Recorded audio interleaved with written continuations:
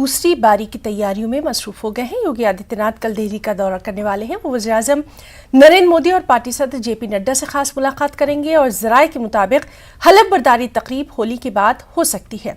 दिल्ली दौरे से कबल लखनऊ में मुलाकातों का सिलसिला भी जारी है। योगी आदित्यनाथ की रिहाइशगाह पर पार्टी ओहदेदारों से लगातार मुलाकात का सिलसिला जारी है।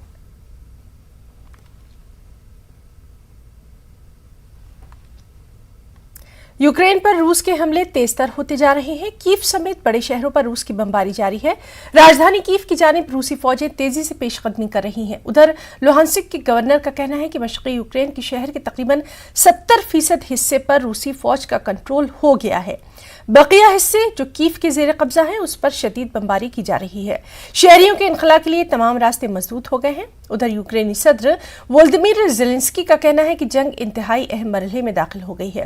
उन्होंने कहा कि हमें अपनी ज़मीन को छुड़ाने में मजीद कितने दिन लगेंगे, फिलहाल इस बारे में कुछ भी कह पाना अभी मुश्किल है। अपने एक वीडियो पैगाम में वोल्दिमीर ज़ेलेंस्की ने कहा कि हम अपनी मंजिल की जानिब